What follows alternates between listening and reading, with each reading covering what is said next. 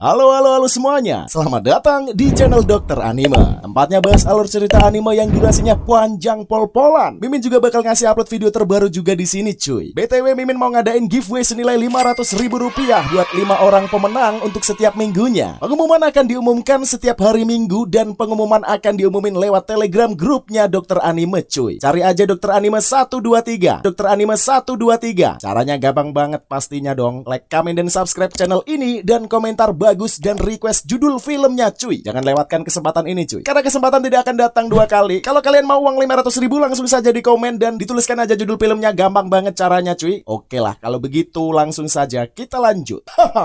Kali ini cuy, kita akan ngebahas anime yang berjudul Kyoku Shinkashita. Suatu hari, seorang siswa SMA bernama Hiroyuki mencoba mencari pelarian dari kehidupannya yang membosankan. Lalu ia berniat untuk membeli video game RPG terbaru, yaitu adalah VQ22. Namun nasibnya berujung sial karena ia malah bertemu dengan pegawai video game yang menyebalkan. Bukannya memberikan video game yang diminta Hiro, melainkan memberikan sebuah video game lama bernama Kiwami Quest. Digadang-gadang sebagai video game terbaik bagi pegawai tersebut, Hiro terpaksa bermain Kiwami Quest. Sebuah video game virtual RPG yang memiliki nuansa realistis dan tingkat kesusahan yang sangat mustahil untuk diselesaikan.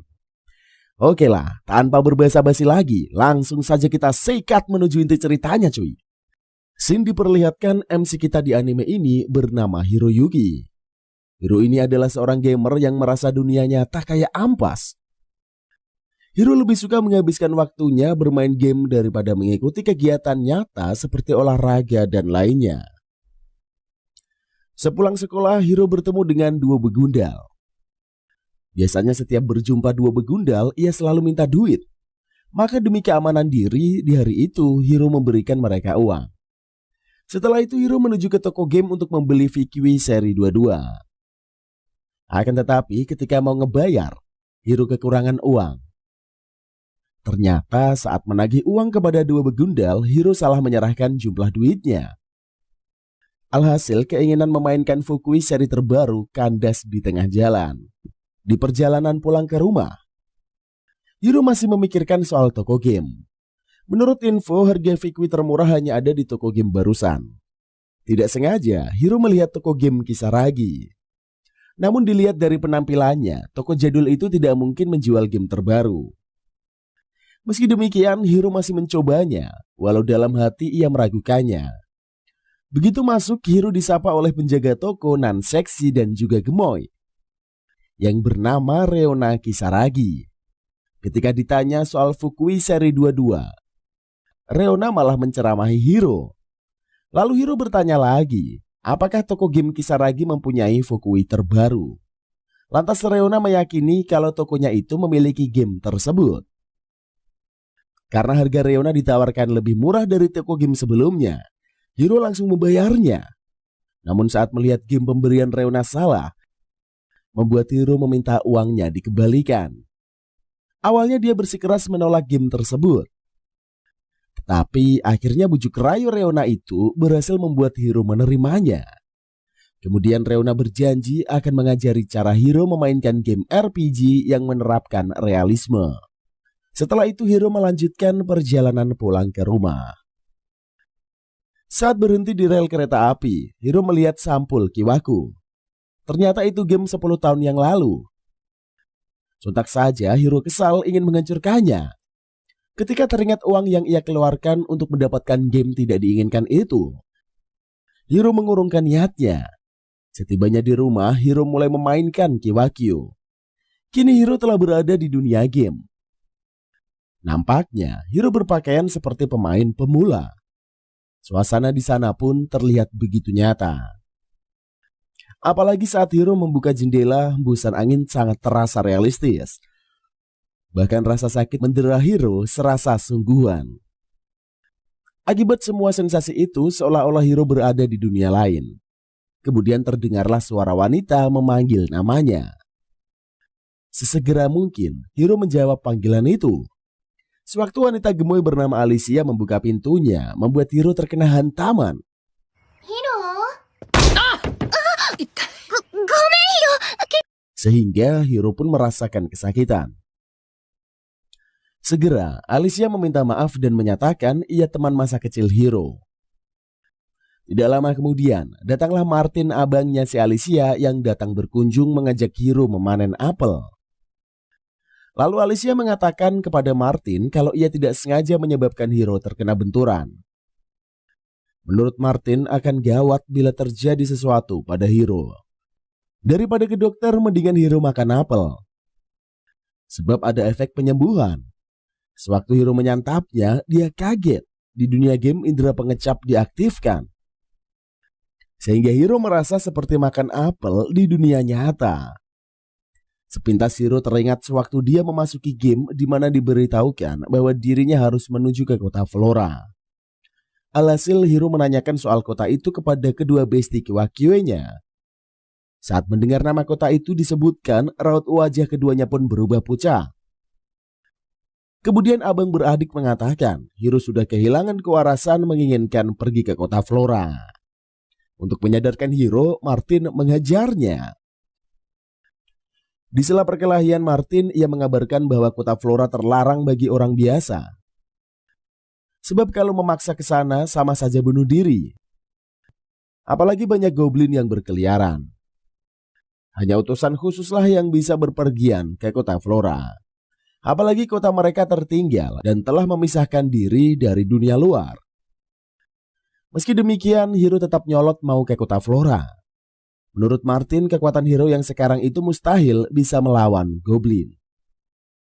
Karena tidak menemukan kesepemahaman, percekcokan di antara keduanya pun berujung pada kematian Martin.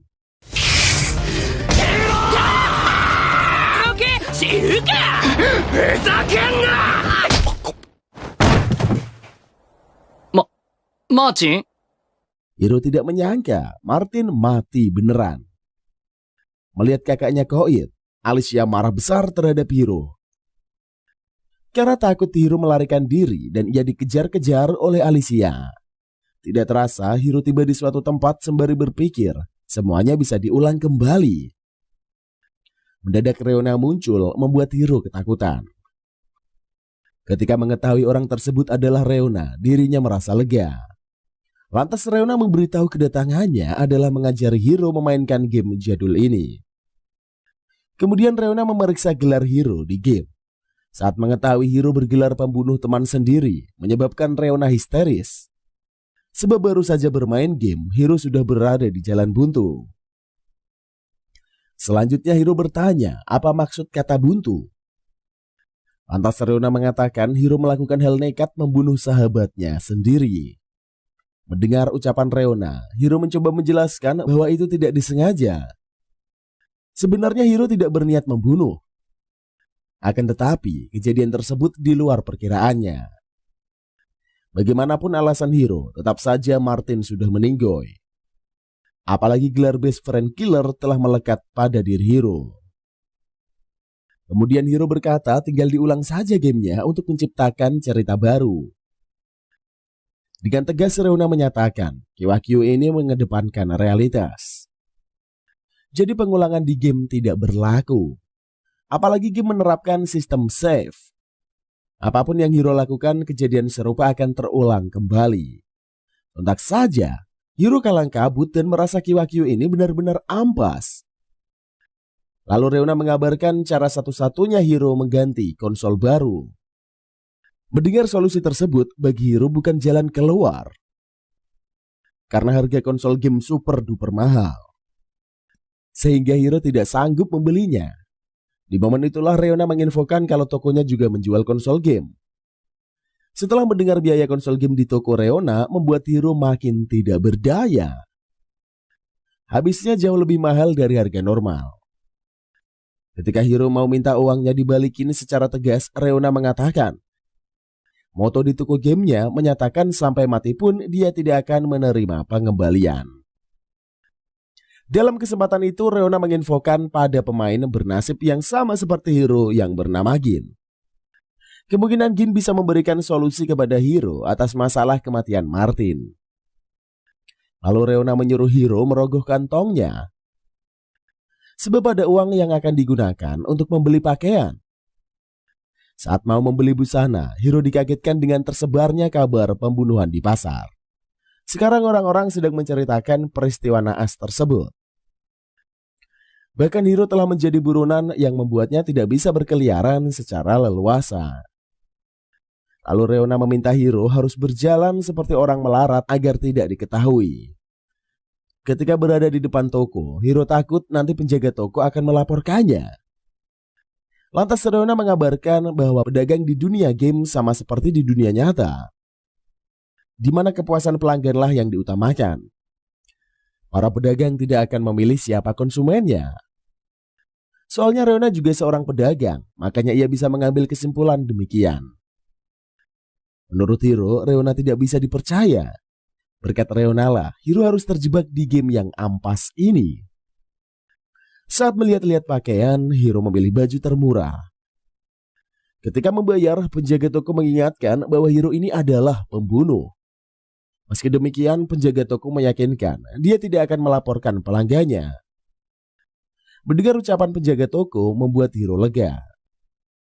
Akan tetapi barang yang Hiro beli menjadi 2 kali lipat dari harga normal. Setelah itu Reona mengajak Hiro untuk menemui Gin. Namun saat berada di gang, Hiro bertemu dengan Alicia. Lantas Alicia menyapa Hiro dengan sabetan pisau membuat dirinya terluka. Rasa sakitnya itu luar biasa mendera tubuh Hiro. Mendengar Hiro cakap sendirian, Alicia merasa kesal.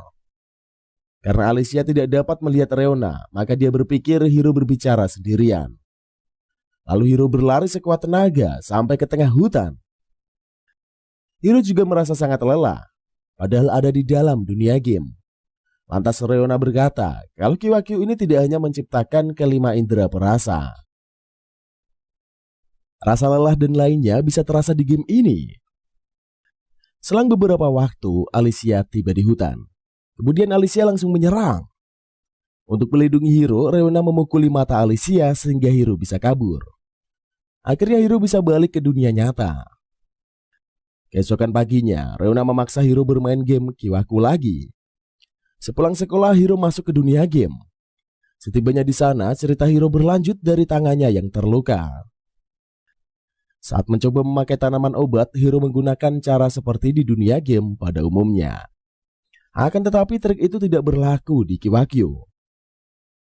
Ketika panik karena tidak tahu cara penggunaannya, datanglah Gin membantu. Kemudian Gin membawa Hiro ke kasino. Di sana keduanya mengobrol soal kasus pembunuhan mereka. Kemudian Gin juga menginfokan di Kiwakyu kemampuan fisik di dunia nyata mempengaruhi keahlian di game. Bahkan otak kencer juga diperlukan. Sontak saja Hiro merasa kesal dia harus berolahraga di dunia nyata dan harus memiliki kecerdasan. Dalam kesempatan itulah, Gin bercerita bahwa untuk menaklukkan Kiwakyu harus keluar dari kota Tet. Meski game ini sulit, ada satu orang yang bisa menamatkan permainan Kiwakyu bernama Kamui, yang bergelar Internal Invisible. Mendengar hal itu, Hiro menjadi bersemangat. Kemudian Hiro bertanya bagaimana cara mengatasi masalah pembunuhan Martin. Lalu Gin menjawab ia akan membantu Hiro. Namun cara Gin sangatlah mengejutkan, membuat Hiro dalam bahaya. Sebab Gin berteriak hingga suaranya terdengar di seluruh ruangan kasino. Gin memberitahukan bahwa pembunuh sahabat sendiri ada di dekatnya. Meminta orang-orang di sana memanggil penjaga kota. Sontak saja Hiro kalang kabut dibarengi rasa takut. Episode 3. Selanjutnya para penjaga kota datang menemui Hiro untuk ditahan. Sontak saja Hiro kaget di saat dia sedang buntung mengenai aturan game itu, malahan ia ditahan. Kemudian Gin mengatakan Hiro tidak perlu mengakui kejahatannya bila tidak ingin terus di penjara. Selama Hiro bisa menahannya, maka dia akan otomatis dibebaskan. Saat Hiro mau kabur, ia dihalau oleh Gin. Lantas Gin meminta kompensasinya karena sudah mencegah Hiro melarikan diri. Sesegera mungkin penjaga memberi uang. Melihat perilaku Gin, Hiro merasa jengkel. Ketika berada di tengah kota, para pengawal berhenti agar ritual melempar para penjaga bisa terlaksana. Ternyata acara tersebut menjadi budaya kota Tet. Meski Amos benci, dia bakal terkena juga. Tetapi mau bagaimana lagi, tradisi harus dijalankan. Sementara Hiro kesakitan mendapatkan serangan dari banyak orang. Tidak lama kemudian, penjaga menyudahi kegiatan itu. Sehingga kerumunan warga kota Tet pada bubar. Dari kejauhan, Hiro melihat sosok Alicia yang sedang berdiri di atap menatapnya secara sinis sembari memperlihatkan pisau tajam di tangannya. Pemandangan itu membuat Hiro ketakutan. Meminta pengawal segera membawanya ke penjara. Setibanya di penjara, Hiro rebahan di tempat tidur. Sembari memikirkan nasib tragisnya di Kiwakyu.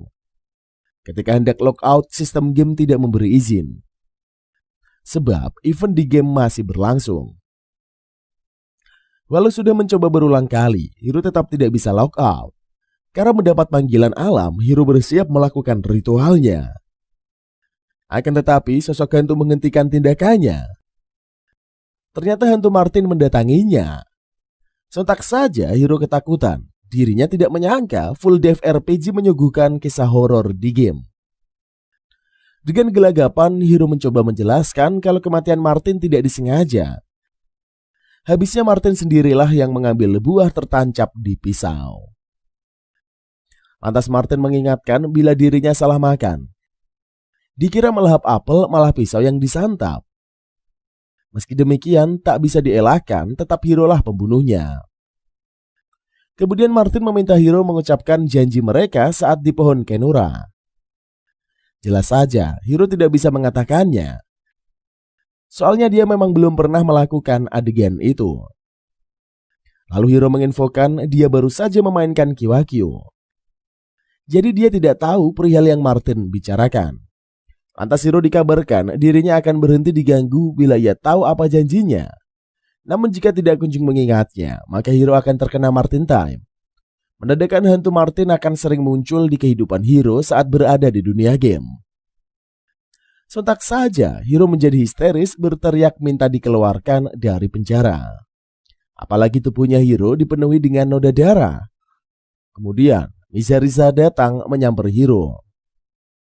Namun Mizariza tidak melihat setitik darah pun di badan Hiro.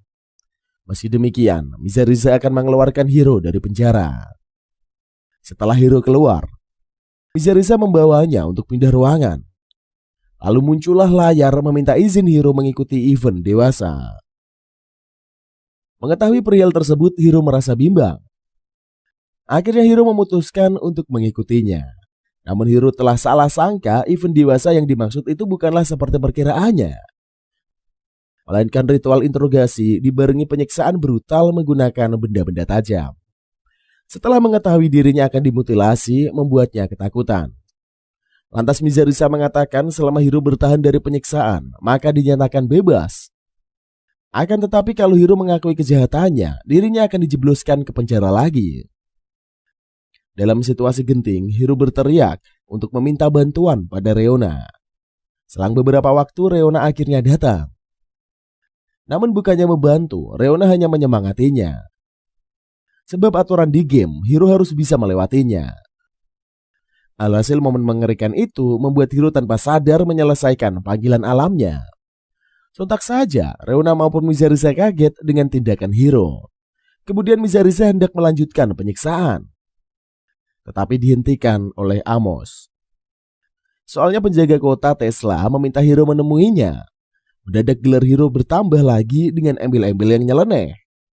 Mengetahui perihal tersebut, Reona nampak senang mengira itu adalah trik dari Hiro membebaskan dirinya dari hukuman. Sementara Hiro amat kesal luar biasa dengan tampang marahnya, dia mengatakan sangat membenci Kiwakyu. Lalu Hiro pun lockout dari game itu. Selanjutnya Hiro sudah berada di dunia nyata dan memeriksa apakah dia mengompol di dunia nyata. Setelah memeriksanya, Hiro merasa sangat lega dia tidak mendapati perihal itu. Situasi demikian mengingatkan Hiro peristiwa saat lomba lari SMA di tingkat distrik. Kala itu para penonton memuji-muji Hiro. Soalnya Hiro pemain lari andalan tingkat SMP. Di sana ada juga pemain hebat yang bernama Moriguchi Tatsuya. Saat mau ke toilet, Hiro dipanggil oleh pemain atlet lari terkenal bernama Mike. Selain bergerak di bidang olahraga, Mike juga penulis artikel di surat kabar terkenal. Kemudian Mike mengajak Hiro bicara. Mike menyampaikan kalau dia berharap Hiro bisa memenangkan turnamennya. Mendapat dukungan dan harapan dari Mike, Hiro merasa sangat senang hingga ia lupa akan rutinitas panggilan alamnya. Setelah itu Hiro berada di arena lari.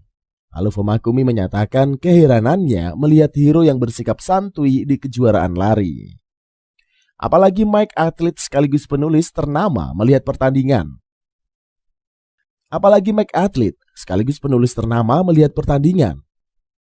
Fumakumi juga mengatakan ia tidak akan kalah dari Hiro. Setelah itu lomba lari pun dimulai. Para atlet menunjukkan kegigihan mereka. Awalnya Hiro ketinggalan, tetapi bisa mengejar para atlet lainnya. Sialnya Hiro terjatuh dan tanpa sadar rutinitas panggilan alam selesai dilakukan. Ketika Fumakumi serta Pak Guru mau menghampiri, mereka melihat kejadian tersebut. Bahkan atlet lainnya maupun para penonton menyaksikannya. Sontak saja Hiro malunya luar biasa. Rasanya ingin mati saja daripada mendapatkan penghinaan. Sehabis mencuci celananya, Hiro membuangnya di tong sampah. Ketika keluar dari toilet, adik perempuannya bernama Kaeda berusaha menghibur Hiro. Akan tetapi Hiro malah marah-marah sembari mengatakan ia tidak mau menjadi atlet lari lagi. Berita itu membuat Kaeda pergi sambil menangis. Lantas Mike berada di situ juga mengeluarkan statement sikap Hiro tidak pantas dimiliki oleh seorang atlet. Sesudah mengutarakan hal itu, Mike pergi dari sana. Perkataan Mike membuat Hiro merasa jengkel. Pagi harinya, Kaeda mengatakan kalau dia sangat kesal dengan Hiro yang selalu teriak malam-malam. Itu karena Hiro asik bermain game RPG. Menurut Kaeda, tindakan Hiro amat mengganggunya. Lantas Hiro mengatakan dia sudah berhenti bermain game. Bahkan dia berencana akan menjualnya. Mendengar ucapan Hiro, Kaeda marah besar. Lalu berujar Kaeda lah yang ingin Hiro berhenti. Tetapi kenapa malah kesal? Menanggapi ocehan itu, Kaeda mengutarakan dia jengkel, bukan soal kakaknya berhenti main game. Namun Hiro sangat cemen selalu lari dari masalah. Bukan mengatasinya baik dalam hal lari maupun di game. Karena tidak menemukan titik temu, Kaeda tak jadi sarapan langsung pergi ke sekolah. Kemudian emak mengatakan sebenarnya Kaeda sangat membanggakan Hiro. Makanya Kaeda bersikap demikian. Meski emak berkata demikian, Hiro tidak percaya sang adik mengaguminya. Sepulang sekolah, Hiro pergi ke toko Kisaragi mau menjual Kiwakyu. Sewaktu Reona enggan menerimanya, Hiro hendak pergi ke toko lain. Lalu Reona mengatakan, Hiro hanya membuang uang saja. Apalagi Kiwakyu ini merupakan game lama, malah biaya ganti ruginya yang sangat mahal. Dalam kesempatan itu, Reona mengungkit soal Kamui, sang penakluk Kiwakyu yang legendaris. Setelah itu Reona memperlihatkan video wawancara dan situs cara mengatasi game Kiwakyu pada Hiro. Lantas Hiro membuka situsnya. Akan tetapi saat membacanya, Hiro menjadi kesal merasa tidak ingin melanjutkan. Soalnya statement menjegalkan dari Kamui bukan hanya membuat Hiro kesal, tetapi para pembaca lainnya juga. Makanya tidak ada satupun orang yang membaca isinya sampai selesai. Menurut Reona, Hiro harus tuntas dalam mengorek informasi di situs. Walau kesal dengan ocehan-ocehan Kamui, Hiro tetap lanjut melihat video informasi. Sesudah itu, Reona mulai membujuk Hiro agar tetap bermain game. Pesona Reona serta kata-katanya tanpa sadar membuat Hiro setuju melanjutkan permainan Kiwakyu. Apalagi Reona mengatakan akan menikahi laki-laki yang bisa menyelesaikan Kiwakyu melebihi Kamui, sang penakluk. Saat di rumah, Hiro masuk ke dunia game. Tibalah Hiro di ruangan interogasi. Lantas Amos meminta Hiro bergegas pergi ke tempat kapten penjaga kota Tesla. Sebelum Hiro dan kawan-kawan pergi, Mizarisa meminta kesediaan Hiro disiksa lain hari.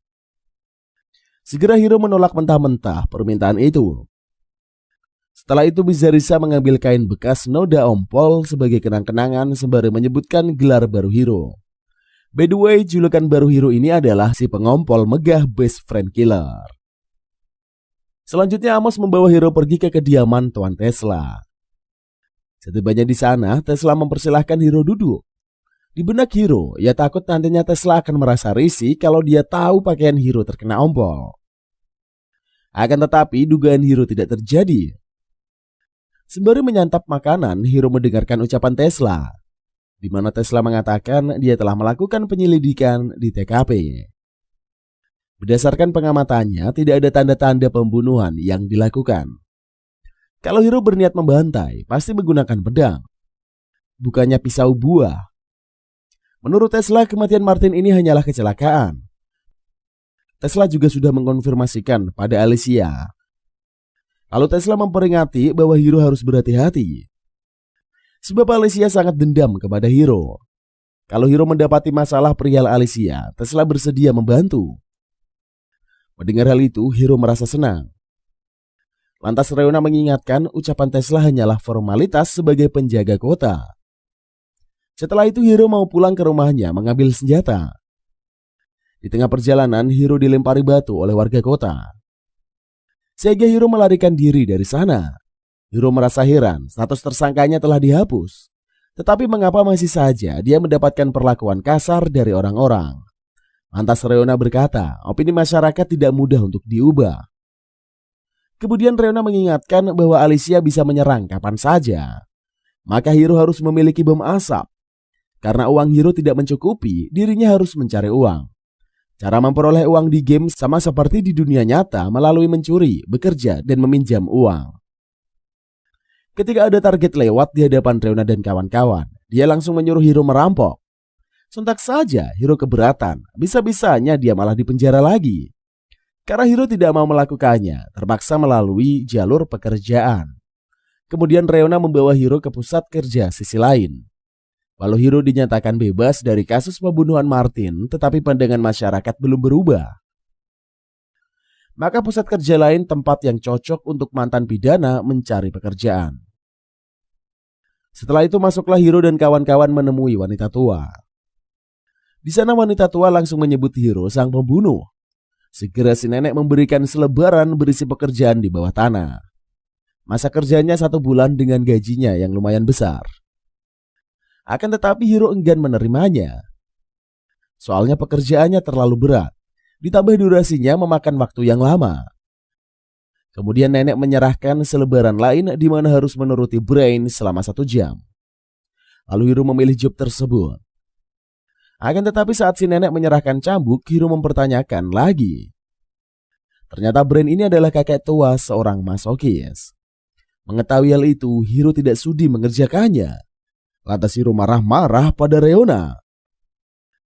Mendengar ocehan Hiro, si nenek kesal mengusirnya dari sana.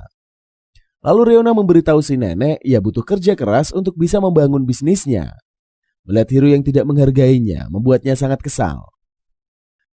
Lantas Hiro mengatakan mengapa Reona tidak memberitahunya lebih awal.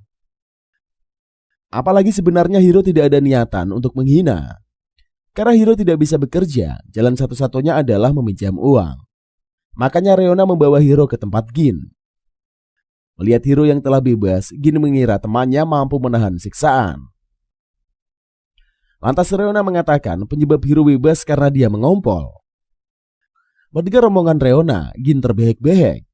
Sontak saja Hiro kesal pada keduanya. Kemudian Reona menyampaikan kalau Gin harus meminjamkan uang kepada Hiro.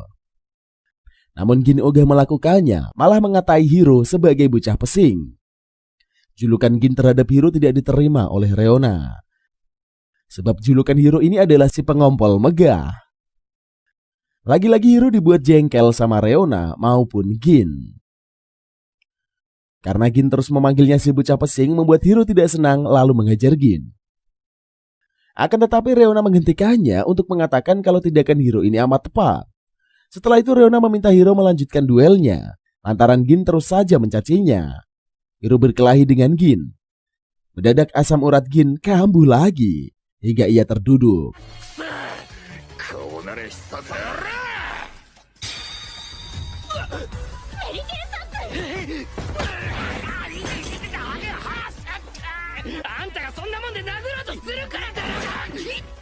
Kemudian Hiro hendak mendaratkan bogeman. tetapi terhalau oleh suara dari Martin. Hal itu membuat Hiro ketakutan. Tidak lama kemudian, Martin menghilang. Menurut Gin itu biasa terjadi, sebab Gin juga dihantui terus dengan kedua bestinya. Selagi Gin bercakap-cakap sama kedua sohibnya, Reona mengatakan kalau Gin menyesal. Makanya dia selalu memainkan Kiwakyu walau usianya sudah tua. Mendengar kabar itu, Hiro bersimpati meminta maaf pada Gin. Akhirnya keduanya berbaikan.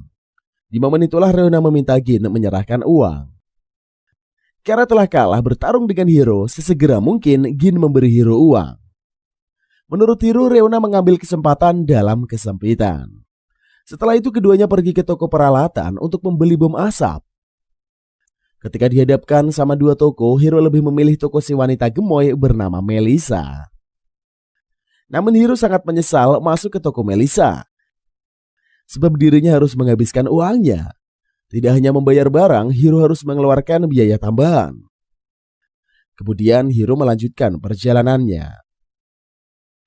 Selang beberapa waktu, Hiro tiba di lokasi. Ketika hendak mengambil pedangnya, Hiro dikejutkan sama kehadiran Alicia. Lantas Reona menyuruh Hiro melempar bom asap. Akan tetapi bomnya tidak berguna. Lalu Alicia mengingatkan ketika membeli barangnya harus dicoba dulu. Ketika Alicia mau menyerang, ia dihalau oleh seseorang. Hiro mengira pahlawan itu adalah Tesla. Ternyata Hiro salah besar, sebab yang datang adalah Mizarisa. Sontak saja Hiro kesal mengapa pahlawan kesiangan itu adalah Mizarisa. Selanjutnya Hiro dan Reona tiba di kota. Tampaknya suasana kota begitu riuh. Terlihat warga kota berlarian ke sana kemari. Ketika Hiro bertanya mengenai penyebab kekacauan di kota, tidak satupun orang memberitahu, malahan memaki Hiro. Menurut Reona, perilaku para NPC ini sangat realistis. Sebab pada umumnya ketika manusia dalam kesulitan, maka hanya memikirkan dirinya sendiri. Mencari cara untuk kabur dari situasi demikian. Lalu Reona menyarankan agar Hiro bertanya pada pandai besi. Kemudian Hiro masuk ke tempat pandai besi. Terlihat si pandai besi sedang berkemas. Lalu Hiro meminta pedangnya diasah karena sudah karatan. Namun pandai besi menolaknya, dia tidak punya waktu lagi. Lantas Hiro bertanya soal situasi kota. Setelah itu pandai besi memberitahukan bahwa kota Tet diserang para goblin. Karena kekeringan air di parit menghilang, makanya para goblin bisa masuk ke kota Tet. Sebelum pergi, pandai besi menyuruh Hiro mengasah pedangnya sendiri dengan alat yang tersedia. Segera Hiro mengasah pedangnya. Lama-kelamaan Hiro geram juga. Di saat kota lagi kacau, tidak seharusnya dia sibuk mengasah.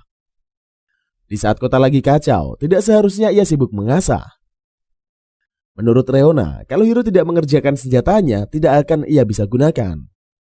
Meski demikian, Hiro tidak peduli dan hendak pergi keluar mau melawan goblin.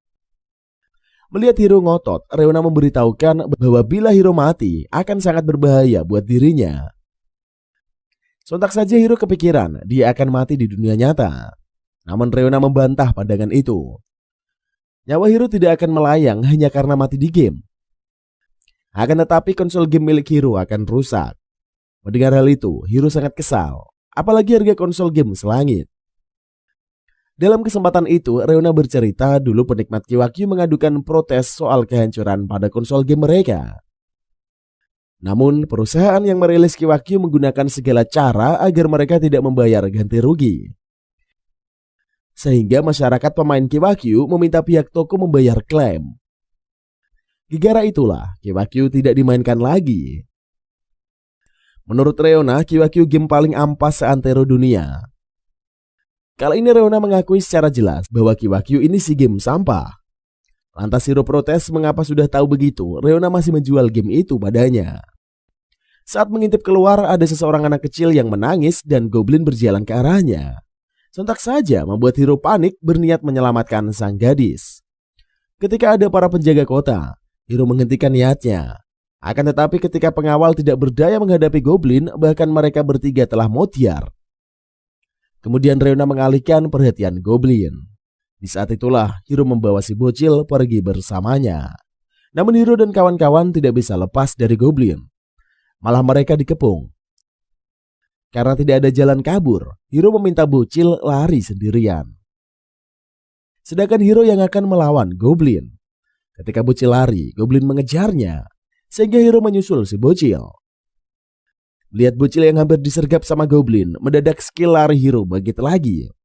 Alhasil Hiro berhasil menyelamatkan si bocil. Tidak lama kemudian, datanglah Tesla ke arena. Mengetahui kehadiran Tesla, Goblin pada kabur. Akan tetapi Tesla berhasil membantai geng Goblin. Lightning Extreme.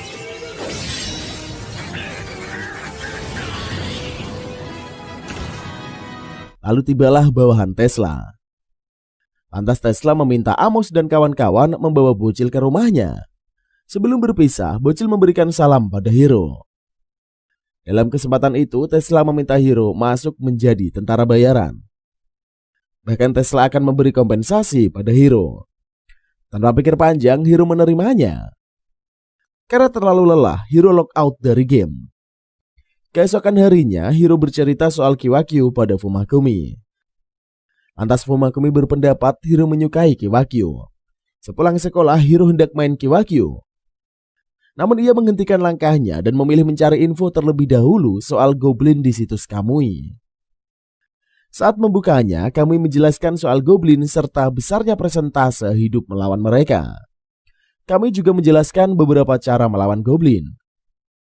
Akan tetapi, cara terakhir merupakan trik paling bermasalah, yaitu menjadi tentara bayaran di bawah kepemimpinan Tesla. Sebab seorang Kamui saja menghadapi kesulitan mengikuti program tersebut. Sontak saja Hiro kalang kabut. Soalnya dia sudah berjanji pada Tesla akan menjadi tentara bayaran. Selanjutnya Hiro berpikir sekaranglah saat yang tepat Hiro berhenti bermain Kiwakyu. Akan tetapi Hiro sebenarnya masih ingin memainkan game itu. Kemudian Hiro terus membaca situs Kamui. Lagi-lagi Kamui selalu mengeluarkan statement yang mengesalkan.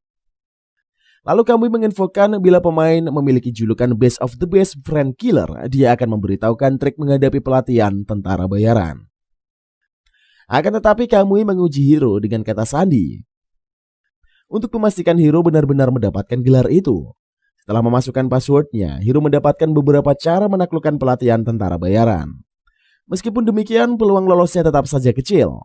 Setidaknya ada harapan bisa melaluinya. Kalau Hiro dapat bertahan selama 5 hari, maka Hiro dinyatakan lulus event tersebut. Setelah itu Hiro menemui sang adik memberikannya puding sembari menyampaikan niatnya. Bahwasanya Hiro akan lanjut bermain Kiwakyu sampai dia berhasil menaklukkan game tersebut. Semenjak insiden ngompol saat turnamen, Hiro selalu melarikan diri dari berbagai hal.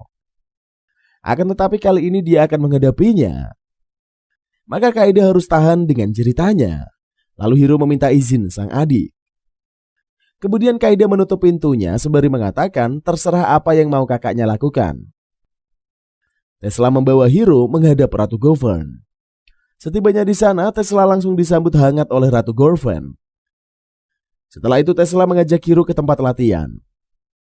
Ketika sampai di lokasi, Tesla langsung memperkenalkan Hiro, granada dan palu dengan anggota tentara bayaran lainnya.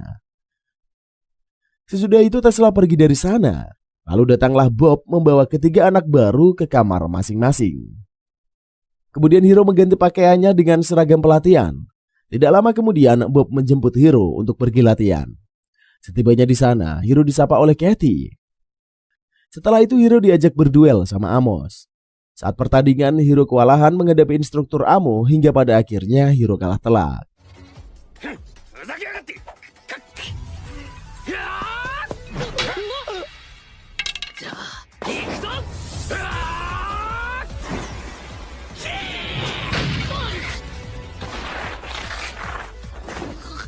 Hiro tidak menyangka Amos sekuat itu. Menurut Reona, wajar saja setingkat Hiro akan kesulitan melawan Amos yang merupakan instruktur. Kemudian Amos bertarung lagi dengan Granada. Pemenang dari duel tersebut adalah Granada. Setelah itu Amos mengumumkan pelatihan hari ini selesai. Sesuai janji, setelah latihan Bob akan makan siang bersama Hiro. Akan tetapi Bob menghindar karena sewaktu bertanding Hiro memperlihatkan sisi memalukannya.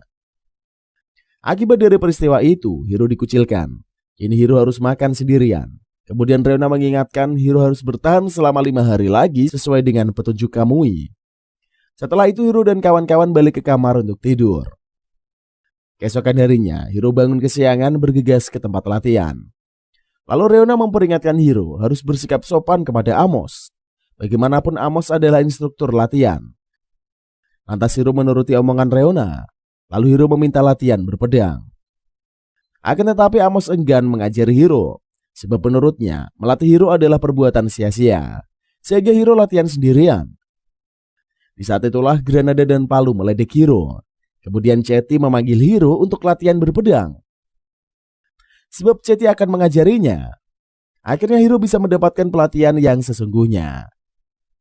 Hari berikutnya, Hiro berduel melawan Granada. Ketika pertandingan berlangsung, Hiro kesulitan menghadapi Granada. Walau sudah berusaha keras, tetap saja Hiro menelan kekalahan.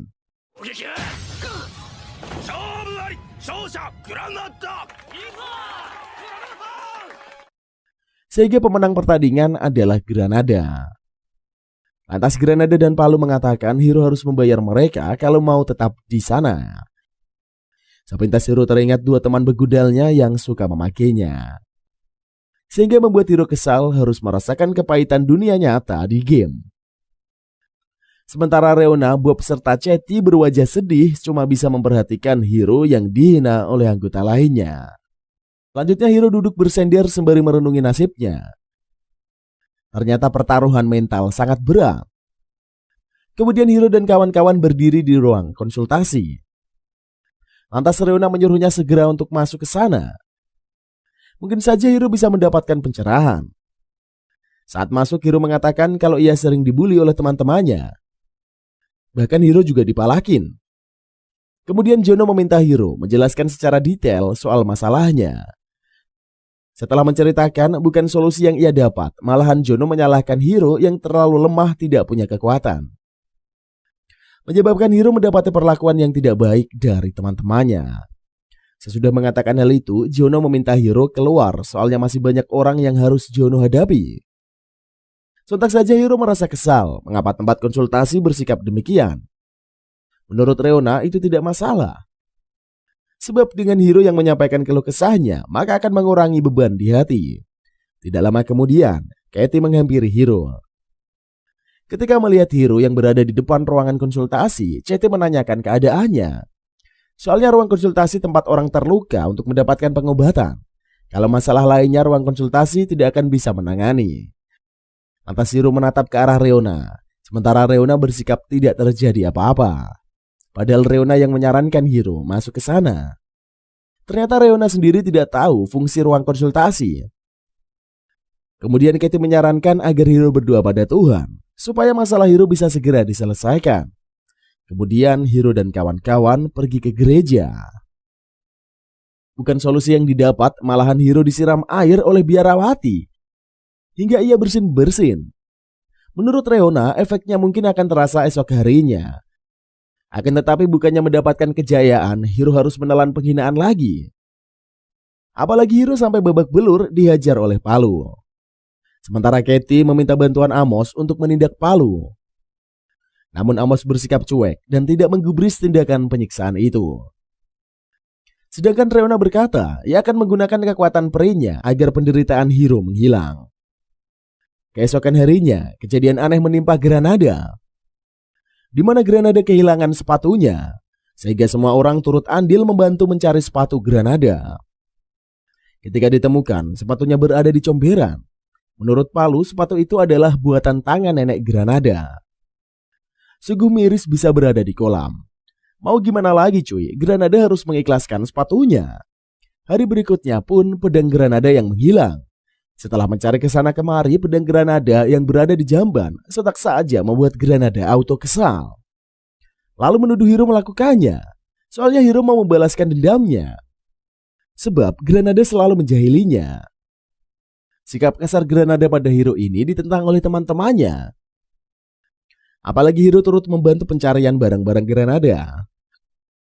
Mendadak ada jeritan di ruangan lain. Sehingga semuanya pun pergi ke sana. Ternyata nenek kehilangan pakaian dalamnya. Sesudah cari pakaian dalam berada di tas Granada, jadi Granada dituduh sebagai pelaku pencurian pakaian dalam si nenek. Lantas Granada tidak terima dan mulai mengata-ngatai si nenek.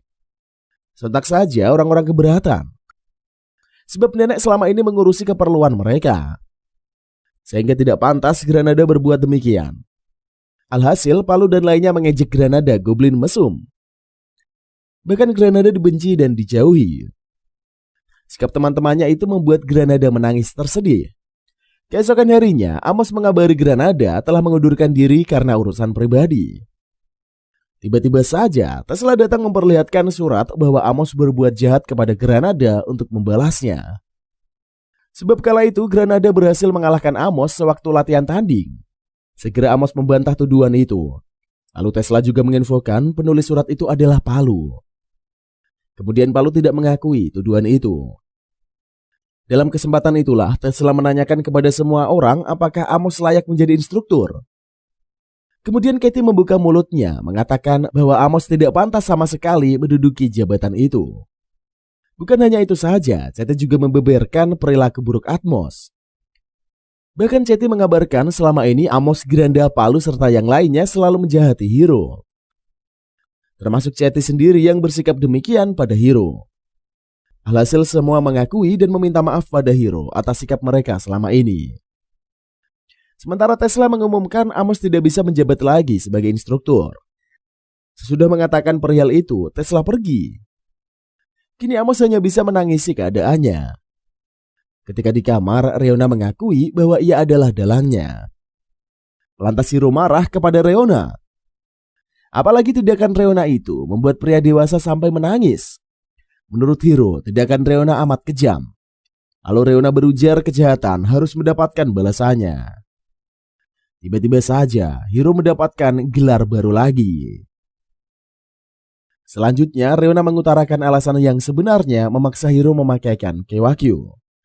Karena ingin membalaskan dendam pada Kamui.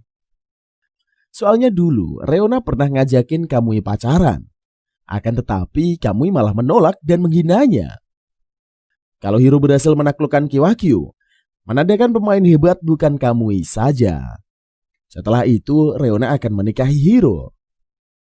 Kemudian Reona akan berromantisan dengan Hiro di depan mata kepala Kamui.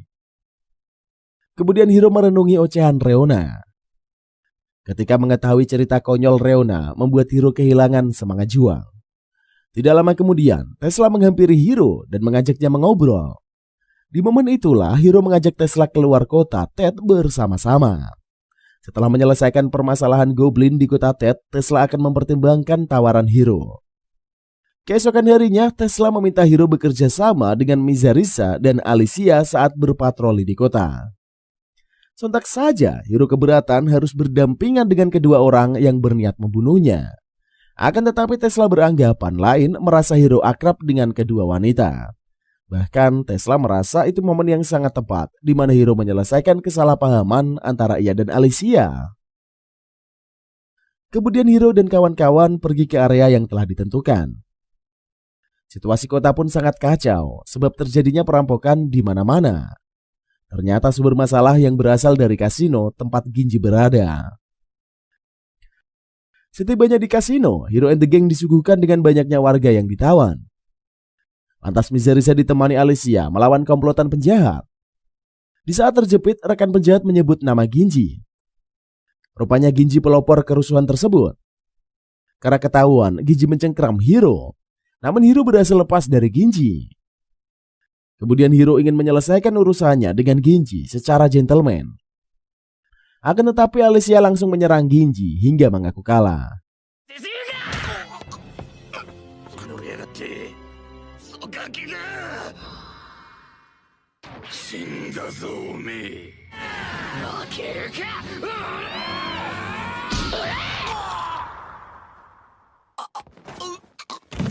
Karena menurut Alicia, masalah harus dibatasi sesegera mungkin. Akhirnya Ginji dan kawan-kawan dijebloskan ke penjara.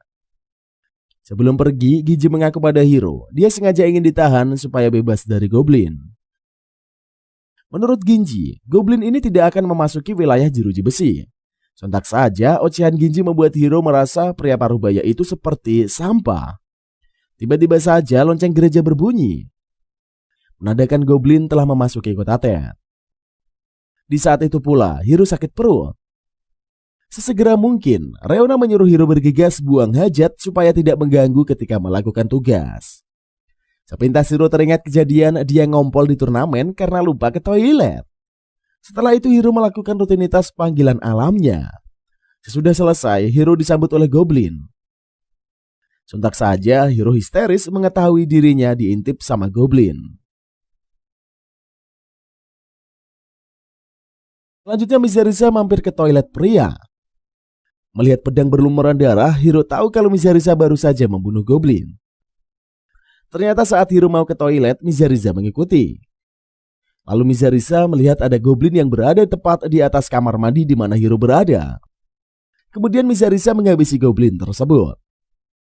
Setelah mendengar ceritanya, Hiro bingung apakah dia perlu berterima kasih. Sesudah itu Mizariza meminta pedang Hiro, soalnya dia ingin mengecek ketajamannya. Ketika Hiro memberikan pedangnya, Mizariza langsung mengarahkannya kepada Hiro. Sontak saja Hiro terkaget-kaget. Melihat ekspresi Hiro membuat Mizariza kesengsem. Menurutnya Hiro ini tampak keren saat menunjukkan rasa takutnya. Tidak lama kemudian, datanglah Alicia mengatai Mizariza sebagai cewek mesum. Alhasil pertengkaran kedua wanita tidak terelakkan.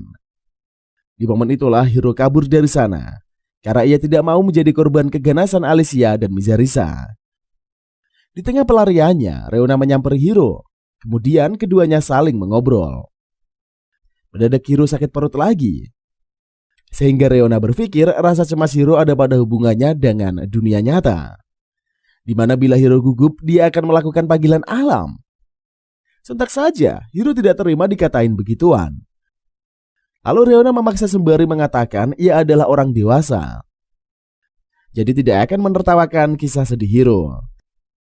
Lantas Hiro mempercayainya langsung dan menceritakan kejadian saat turnamen ia mengompol. Mendengar berita itu, Reona tidak tepat janji. Sebab ia terbehek-behek. Reona tidak menyangka bukan hanya di game saja Hiro mengompol. Bahkan di dunia nyata, kejadian naas tersebut terjadi. Sikap Reona membuat Hiro jengkel dan menyesal telah menceritakan kejadian yang memalukan. Mendadak sakit perut Hiro menghilang juga. Setelah itu Hiro dan kawan-kawan pergi membantu Tesla menghadapi para goblin. Alicia dan Mizariza pun ikut terlibat. Kolaborasi antara Tesla, Mizariza, serta Alicia membuat goblin pada koit.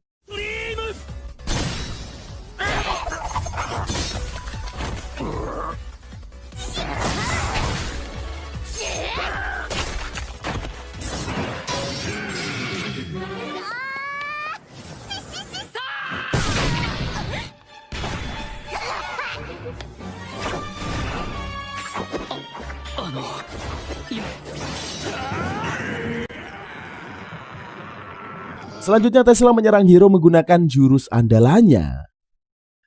Di saat Hiro mengira dia telah mati, ternyata tusukan pedang Tesla mendarat ke perut Alicia. Rupanya Alicia menahan serangan itu agar tidak mengenai Hiro. Sontak saja Hiro histeris, merasa heran mengapa Alicia menyelamatkannya. Bukankah Alicia selama ini mau membunuh Hiro? Lantas Alicia mengatakan kalau ia bermimpi bertemu Martin. Di sana Martin menyuruh Alicia memaafkan Hiro. Sebab Hiro tidak salah sedikit pun. Di momen itulah Alicia berterima kasih Hiro mau menikahinya. Setelah itu Alicia meninggal dunia. Kemudian Tesla bertanya apakah Hiro sudah selesai dari bela sungkawanya. Soalnya dia akan menyerang lagi. Menurut Tesla, Alicia mati sia-sia. Pasalnya Alicia hanya menunda beberapa menit saja kematian Hiro. Setelah itu Tesla menyerang Hiro, tetapi dapat dihindari dengan mudah. Sontak saja Tesla dan Reona keheranan dari mana asalnya kekuatan Hiro. Apalagi selama ini Hiro tidak ahli bela diri dan berpedang. Sepintas Hiro mengingat trik yang diajarkan Kamui, di mana semangat Hiro saat di dunia nyata mempengaruhi suasana di game. Selama Hiro meyakini tidak akan kalah bertarung, maka peluang menang terbuka lebar. Kemudian Hiro dapat menghindari setiap serangan Tesla. Bahkan Hiro dapat melakukan serangan balik. Melihat gaya bertarung Hiro membuat Reona teringat Kamui. Namun di tengah pertarungan pedang Hiro patah, sehingga Tesla kembali menyerangnya. Hiro mengira dia sudah mati. Namun Martin mengatakan Hiro masih hidup. Martin juga berujar ia akan ikut bertarung bersama Hiro. Setelah itu pedang Hiro yang patah menjadi bentuk lain. Lalu Hiro hendak melawan, tetapi Govern mengacaukannya. Berkat itulah Hiro mati dan konsol gamenya rusak. ライトニングエクストリーム極限状態だっつうんだよ。本当に全く負ける気がしないんだ。これが最高速だ。